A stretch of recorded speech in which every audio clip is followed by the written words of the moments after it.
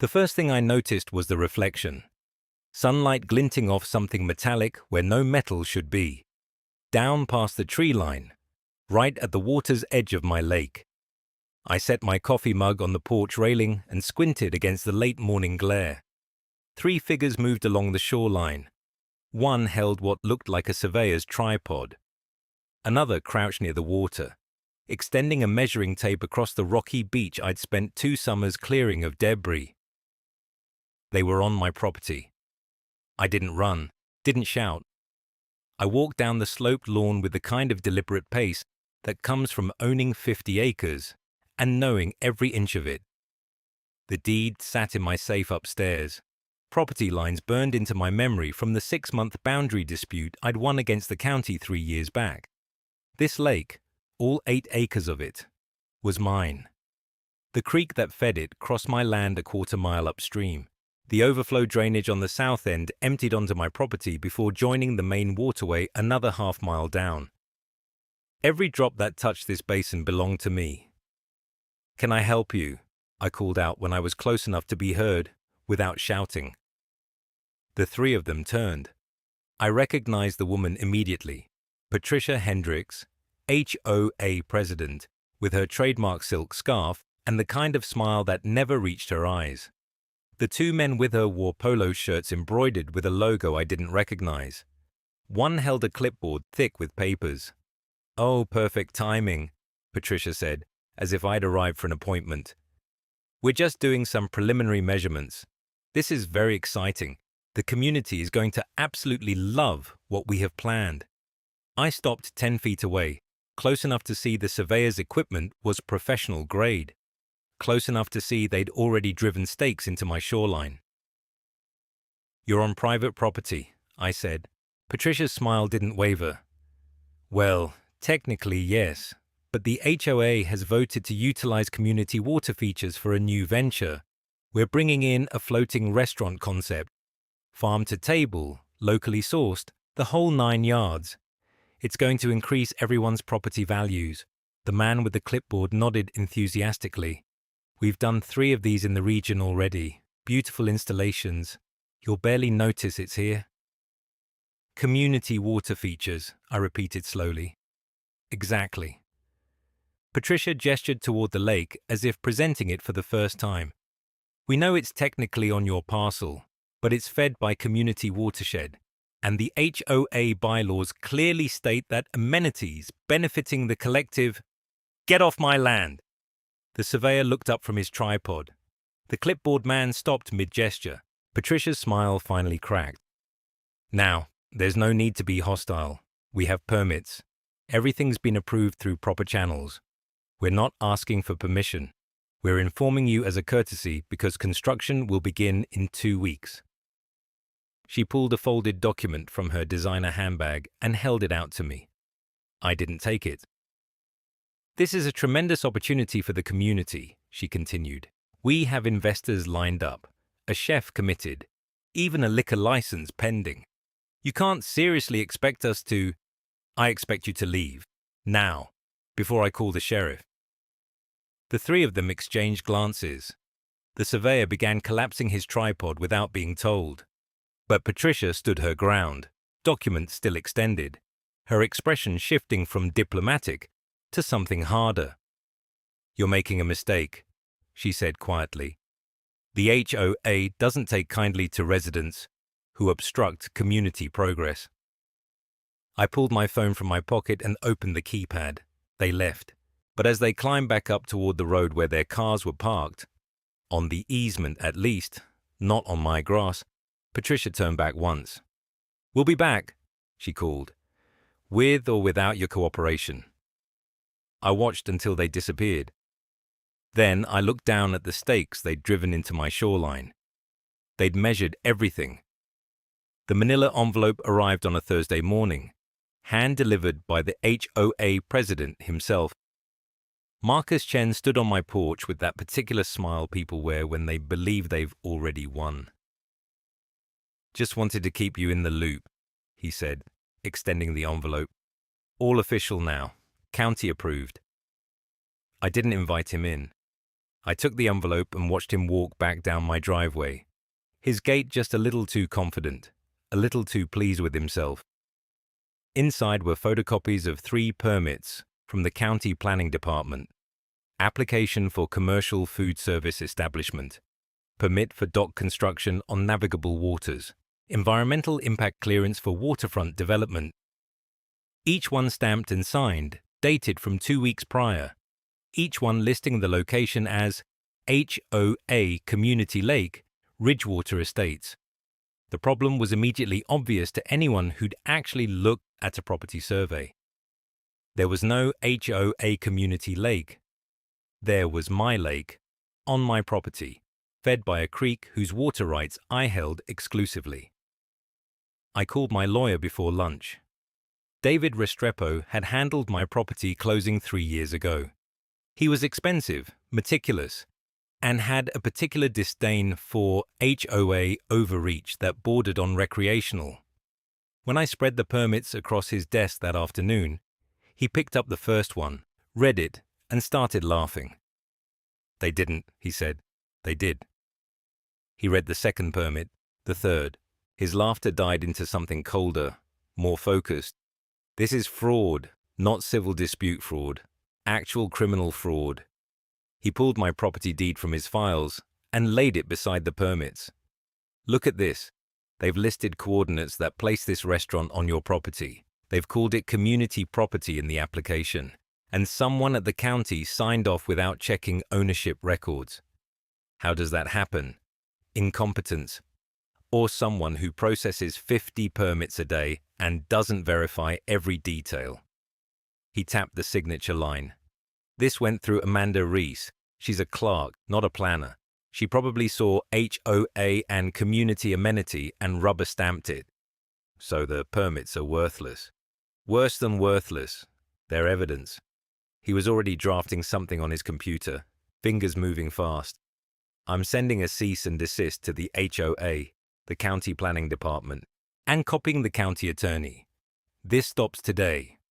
The cease and desist went out by email and certified mail that afternoon. It was 3 pages of legal precision that boiled down to a simple message. You have no right to build anything on property you don't own, and your permits were obtained through material misrepresentation. I thought that would be the end of it. A reasonable person would have stopped, apologized, maybe tried to negotiate some kind of face-saving retreat. But Marcus Chen wasn't a reasonable person. He was a man who'd convinced himself and 6 other board members that they could transform the HOA into a profitable entertainment venture. He'd sold local investors on the floating restaurant concept. He'd promised returns. He'd already spent money. And he'd apparently decided that my property was just an inconvenient detail to be overcome through persistence and paperwork. The response came 2 days later, not from a lawyer, but from Marcus himself. A single paragraph email to David, CCing me. "We have valid permits from the county. Construction will proceed as scheduled. Any interference will be considered obstruction of legitimate business operations." David forwarded it to me with a single line. "Save this. We'll need it later." I saved it. I also drove down to the lake that evening and found fresh survey stakes driven into my shoreline, marking out the footprint of their planned dock. Orange spray paint on my grass indicating where pilings would go. They weren't stopping. They were accelerating. The sound came first, a low rumble that didn't belong to the morning. I was 3 paragraphs into an email when the vibration traveled through the floorboards, subtle enough that I almost dismissed it as distant thunder. Then it came again, mechanical and deliberate, and I pushed back from my desk. From the second-floor window, I could see them. 2 flatbed trucks had driven straight through the access gate I'd locked after the last confrontation. The chain lay in the grass, bolt cutters probably, and the trucks were parked at an angle near the lake's eastern shore. Men in hard hats moved with purpose, unloading equipment, gesturing toward the water. A small excavator sat idling on one of the flatbeds, diesel exhaust hanging in the still air. I was down the stairs and out the door before I'd fully processed what I was seeing. The walk to the lake took 4 minutes. Long enough for my disbelief to calcify into something sharper. The cease and desist letter had been delivered 9 days ago. Signed for by the HOA president herself. My lawyer had been explicit. Any further trespass would result in immediate legal action and criminal charges. They were building anyway. The barge sections were already partially assembled on the shore. Modular floating platforms with metal frames, the kind designed to lock together. A crew of 5 worked to position the second section, while 2 others measured distances from the water's edge. Someone had spray-painted orange marks on my grass, mapping out what I assumed was their planned dock configuration. "Hey!" my voice carried across the open space. "You need to stop right now." The nearest worker looked up, then immediately away. He said something to the man beside him, who shrugged and continued working. They'd been told to expect me, clearly, told to ignore me. I walked directly to the excavator. The operator was checking his phone, one hand on the control lever. I stepped into his line of sight and stayed there. "This is private property. You're trespassing." He glanced past me toward the trucks, where a man in a polo shirt and khakis was approaching. Not one of the workers. "Management. We have authorization from the HOA, the man said, his tone suggesting this was a tedious formality he'd prepared for. "All permits are filed with the county. If you have concerns, you can take them up with the planning department. I'm the property owner. This lake is on my deed. You have no authorization." He smiled, the kind of smile that cost extra in business school. "The HOA has water rights for community features. This has all been approved through proper channels." I pulled out my phone and dialed 911. Kept my eyes on him while it rang. "Yes, I need to report trespassing and property damage. Multiple vehicles and construction crew on my private property without permission." I gave the address, described what I was seeing. The man's smile thinned but didn't disappear.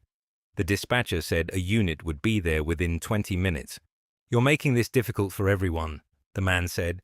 "This project benefits the entire community. Property values will increase. You're being unreasonable." "Get off my land!" He held up both hands in mock surrender, then turned to the workers. "Keep going. We have every right to be here." The excavator's engine revved. The operator swung the arm toward the shoreline, bucket lowering. They were going to dig the dock foundation. Right now, while I stood there, I took photos, documented every face, every vehicle plate, every piece of equipment.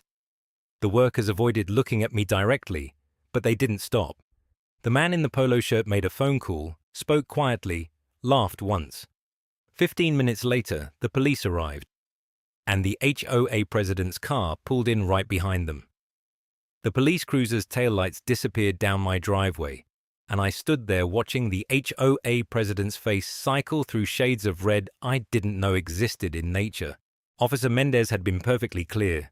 The construction crew needed to leave my property immediately. The equipment needed to be removed, and any further trespassing would result in arrests. "This isn't over," Patricia hissed at me before climbing into her Mercedes. "We have investors. We have contracts. You can't just—" "I can," I said, and I did.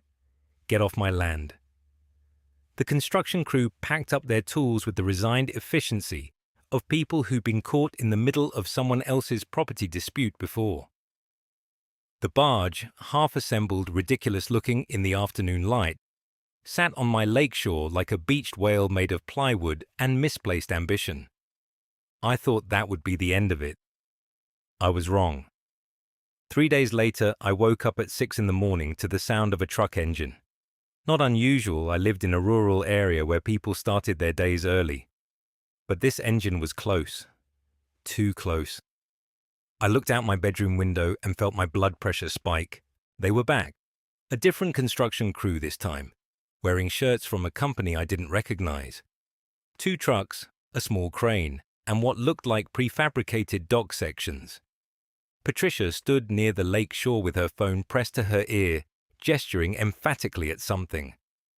I pulled on jeans and boots and headed outside, my own phone already dialing. "We have every right to be here," Patricia announced before I'd even reached her. She thrust a new set of papers at me. "We've filed an easement claim. The county is reviewing our application for emergency access to community water resources." I didn't bother looking at the papers. "You filed an easement claim on property you don't own and have no legal access to. The county will determine that.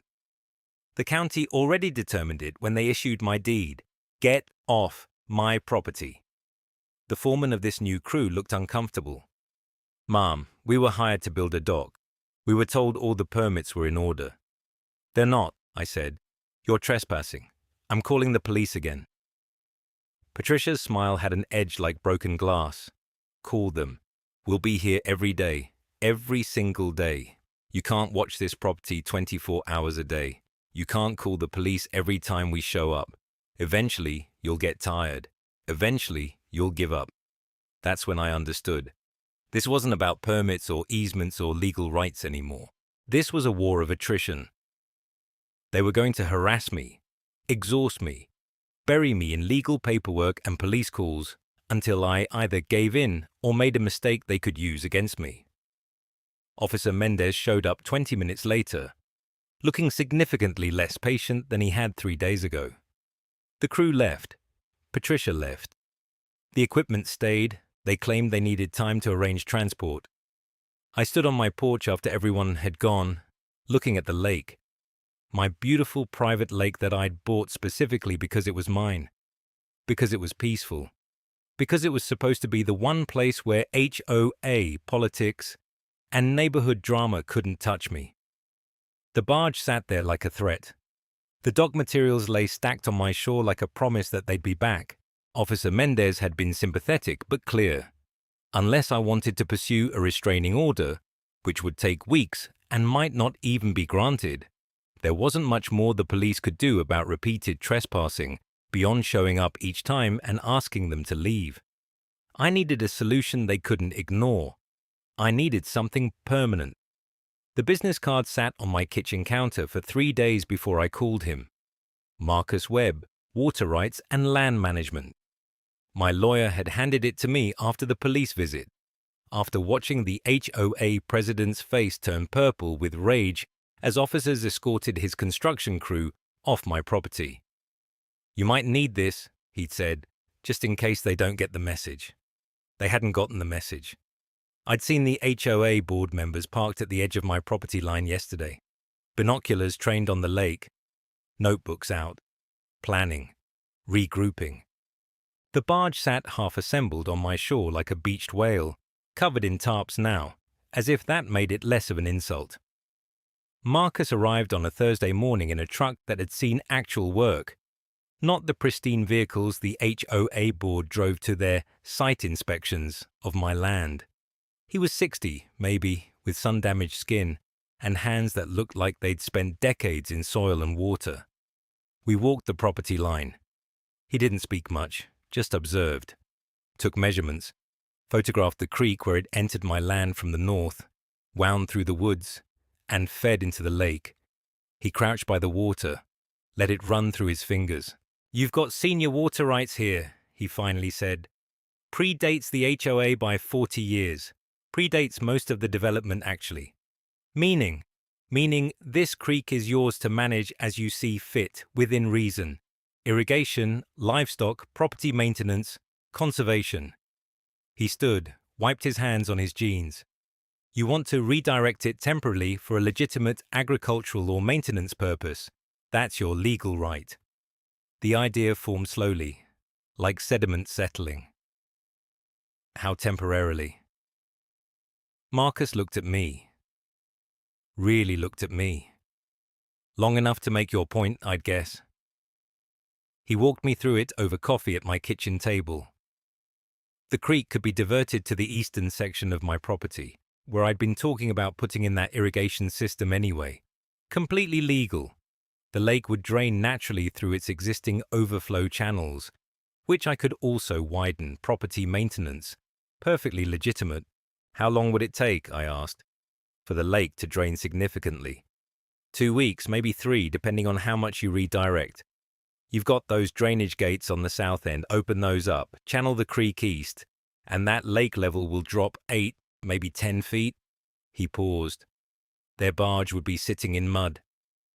I thought about the HOA president's face, the smug certainty when he'd waved those fraudulent permits at me, the way he'd called me unreasonable for not wanting strangers to build a commercial restaurant on my private property. What would it cost? Marcus quoted me a figure for the excavation work. Professional, permitted, completely above board. I could afford it. The question was whether I should do it. I walked out to the lake after Marcus left.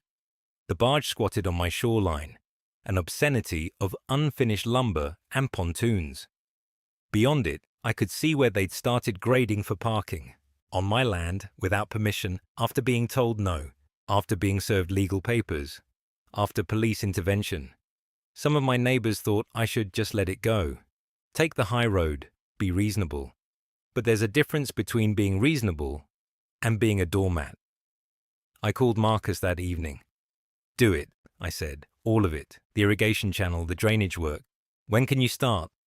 Monday morning, he said. I'll bring the excavator. I stood at my kitchen window, looking out at the lake in the fading light. In 2 weeks, it would be a very different view. They'd had every chance to stop, every warning, every legal avenue to back down. Now they'd learn what property rights actually meant.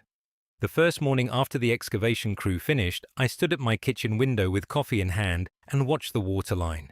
It hadn't moved yet. The creek still fed into the lake through its original channel, though now most of the flow diverted through the new irrigation system on the eastern boundary. The drainage gates at the southern end stood open, but gravity works slowly when you're talking about millions of gallons. By afternoon I could see it, just barely. The exposed roots of the willow trees at the north shore, usually submerged, caught afternoon sunlight for the first time in years. I walked down to check the barge, still floating, still an eyesore. The HOA had added more decking since the police visit, working frantically as if speed would somehow legitimize their theft. Someone had painted Sunset Shores Bistro across the side in elegant script. The irony wasn't lost on me. There would be no sunsets reflected in water if I had anything to say about it. Day 3 brought the first phone call. Your lake is dropping. It was Carol from the HOA board, not the president. Her voice carried confusion rather than accusation. Is it? I kept my tone neutral. We measured. It's down almost a foot from where we set the dock anchors. Huh. That's strange. Do you know anything about this? It's my lake, Carol, on my property. I'm not sure why you're calling me about construction you're doing without my permission. She hung up without another word. By the end of the first week, the change was undeniable. The waterline had retreated 3 feet from the shore. The barge sat noticeably lower, its hull scraping bottom when the wind pushed it southward. I watched through binoculars as HOA board members gathered at the shore, pointing and arguing. Someone waded into the water with a measuring stick. The next morning, I found the HOA president at my front door, not on my porch. He'd learned that lesson, but standing at the property line, red-faced and sweating despite the cool morning air. What did you do? Good morning to you too. The lake is draining, 4 feet in 8 days. What did you do? I sipped my coffee. I exercised my water rights. Had some irrigation work done. All legal, all permitted, all on my property. His face went from red to purple. You can't just drain a lake. It's my lake. We have $75,000 invested in that restaurant. You have $75,000 invested in trespassing and theft. That's not my problem. This is insane. You're destroying a natural water feature out of spite. I'm managing my property resources. The creek feeds my land. I'm using that water for agricultural purposes now. Perfectly legal. He opened his mouth, closed it, opened it again. We'll sue. Jennifer already told you how that'll go, but please, waste more HOA money on lawyers. I'm sure the homeowners will love that. He stabbed a finger toward the lake. That barge cost $18,000. Then you should have built it on property you actually own. I watched him storm back toward the lake, phone already pressed to his ear, probably calling an emergency board meeting, probably calling a lawyer who would tell him exactly what mine had already told me. Water rights are property rights, and I was well within mine. By day 12, the barge sat in mud, not completely dry but grounded, listing slightly to one side. The elegant dock stretched toward water that no longer reached its end. Someone had draped tarps over the construction, as if hiding it would somehow reverse what was happening. I refilled my coffee and watched the water line continue its slow retreat. The barge sat at a 20-degree angle in what used to be 8 feet of water. Now it rested in 18 inches of mud, the consistency of cake batter, listing like a drunk ship captain had parked it there and wandered off. The aluminum pontoons had sunk unevenly, leaving the platform twisted, the railings no longer parallel to anything resembling level ground. I stood at my kitchen window with my morning coffee, watching the HOA president wade through the muck in rubber boots that came up to her knees. She kept stopping to yank her feet free with both hands, nearly toppling backward each time. 3 board members stood on the shore behind her, none of them willing to follow her out to inspect the damage up close. The dock they'd built extended 12 feet over cracked lakebed before ending abruptly in open air. Someone had strung caution tape across the end, as if people needed warning not to walk off a platform into a mud pit. The tape snapped in the morning breeze, the sound carrying across the empty basin. My lawyer had called it the most expensive lawn ornament in county history. When I'd sent him photos yesterday, $75,000 he'd estimated between the barge construction, the dock materials, the permits they'd fraudulently obtained, and the food service equipment they'd already purchased. The commercial refrigerator unit still sat on the shore, wrapped in plastic, waiting for an installation that would never happen. The HOA president made it to the barge and tried to climb onto the platform. The whole structure shifted in the mud with a sucking sound I could hear from 200 yards away. She scrambled back, lost her balance, and sat down hard in the muck. Even from this distance, I could see her shoulders shaking. Whether from rage or tears, I couldn't tell. Didn't particularly care. My phone buzzed. Another text from Janet 3 doors down. Emergency HOA meeting tonight. They're demanding you refill the lake immediately. I set the phone face down on the counter without responding. The excavation company had done clean work with the creek diversion. The new irrigation channel ran along the eastern property line, feeding into a series of retention ponds I'd had them dig. My lawyer had reviewed every permit, every water rights document, every environmental impact form. All legal, all properly filed, all approved before the first shovel broke ground. The HOA couldn't say the same about their floating restaurant. Through the window, I watched the board members help their president out of the mud. Her white pants were brown from the waist down. She gestured violently at my house, then at the empty lakebed, then at the barge. One of the board members put a hand on her shoulder. She shook it off and started marching toward the shore, her boots making obscene noises with each step. They'd spent $75,000 on my property without my permission. They'd ignored a cease and desist letter. They'd continued construction after the police ordered them to stop. They'd filed fraudulent permits and trespassed for weeks. And now they wanted me to fix it. I took another sip of coffee and watched the HOA president reach dry ground. She bent over, hands on her knees, breathing hard. The other board members clustered around her, all of them staring at the barge, at the dock, at the mud, at the wreckage of their commercial venture. The county inspector was scheduled to arrive at 2 o'clock. My lawyer would meet him at the property line with every document we had. The planning department investigation had already started. Someone had approved those permits without verifying ownership, and that someone was about to have a very bad week. I finished my coffee and rinsed the cup. The emergency meeting was at 7. I wouldn't be attending. The county inspector's sedan pulled up 3 days after the HOA's emergency meeting dissolved into shouting matches and threats of litigation. I watched from my office window as a woman in a blazer stepped out, carrying a tablet and a very thick folder. I met her at the door before she could knock. "Mr. Garrison, I'm Linda Chen, County Planning and Zoning." She extended her hand with the practiced efficiency of someone who delivered bad news to 1,000 property owners. "I need to discuss some permit irregularities that have come to our attention." I gestured her inside, already knowing this wasn't about me. My lawyer had predicted this visit down to the week. She sat at my kitchen table and opened the folder. The top document was the HOA's floating restaurant permit application, covered in yellow highlighter and red annotations. "I'll be direct," she said. "Someone in our office approved a commercial permit for construction on property the applicant didn't own. We're conducting an internal review, but I need to verify the facts with you first." I poured her coffee without asking. This was going to take a while.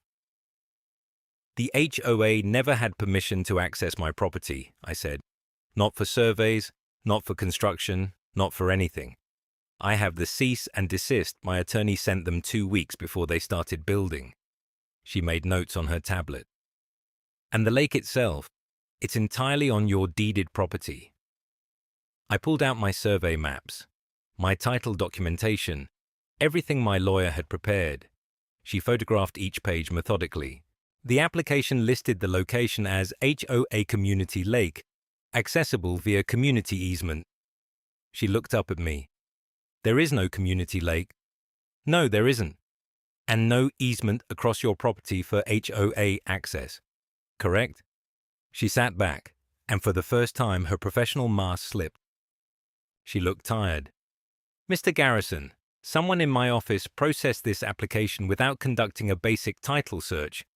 They took the HOA's word that they controlled the property. That's not how this is supposed to work." "I'm aware. The HOA invested $75,000 based on a permit that should never have been issued." She closed the folder. "They're threatening to sue the county for negligence.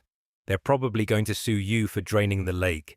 And my boss is trying to figure out if someone took a bribe or if this was just catastrophic incompetence." I sipped my coffee. "What do you need from me?" "Testimony, if it comes to that. Documentation of every interaction with the HOA, proof that you warned them before taking action." She paused. "And honestly, an answer to the question everyone's asking, why did you drain the entire lake?" I'd been waiting for this question for days. I'd practiced the answer with my lawyer until it was airtight. "I didn't drain it to punish them," I said. "I redirected water flow for legitimate irrigation purposes on my property. The lake level dropped as a natural consequence. I'm within my water rights." It was technically true. The irrigation channel was functional, even if its primary purpose had been tactical. She smiled slightly. It wasn't quite approval, but it was close. "You had a good lawyer help you phrase that." "I did." She stood, gathering her materials. "For what it's worth, Mr. Garrison, this should never have happened. Someone in my office failed to do their job, and you got caught in the middle of it. The county's position will be that the permit was invalid from the start." I walked her to the door. "What happens to the HOA now?" "That's between them and their investors," she said. "But I'd expect lawsuits, plural." I watched her drive away, then looked out at the mudflat where my lake used to be. The barge sat at an angle in the dried clay, already rusting. My phone buzzed. "My lawyer." "County visit go okay?" I typed back. "Better than okay. They're on our side."